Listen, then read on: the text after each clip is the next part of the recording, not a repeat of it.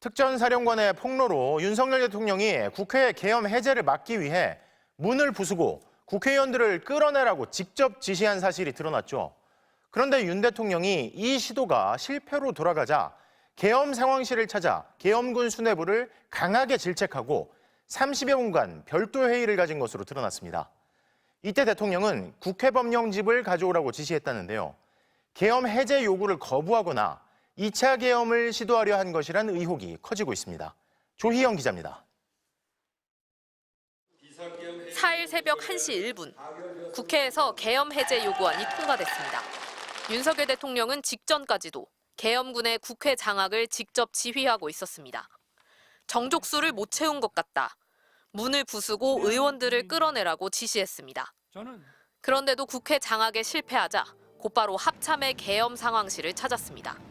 야당에 들어온 제보에 따르면 윤 대통령은 화를 내며 국회의원 잡아넣으라고 했는데 그것 하나 못하느냐고 김용현 국방장관을 질책한 뒤 다시 2차 계엄해라고 말했다고 합니다.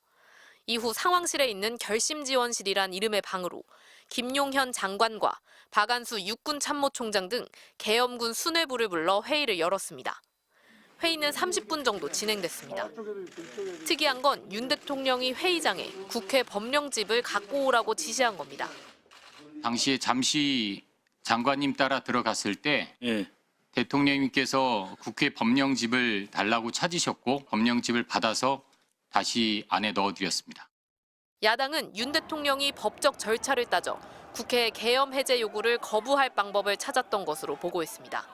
또 정치인 체포와 주요 기관 장악 등 계엄 진행 상황을 파악한 뒤 제2 비상계엄을 비롯한 군사적 대응 방안을 논의했을 거란 의혹을 제기합니다. 박안수 육군참모총장은 대화 내용이 기억나지 않는다고 말했습니다. 비교적 장시간 침묵이 이루어졌고요. 그리고 장관님께서 이제 몇 가지 현안을 보고드렸는데 제가 정확하게 기억나지 않고 당시 특전사 7공수여단과 13공수여단에 추가 투입 준비 지시가 내려가고 새벽 3시에 계룡대에 있던 육군 장성들에게 서울로 올라오라는 지시가 내려간 것도 이런 정황을 뒷받침한다고 야당은 주장합니다. 새벽 3시에 버스로 부장들을 육군본부에 있는 부장들을 올라오라고 지시했잖아요. 예, 했습니다. 그리고 30분 만에 복귀했죠. 예. 한덕수 국무총리는 4일 새벽 2시 반 윤 대통령에게 계엄 해제를 건의했다고 밝혔습니다.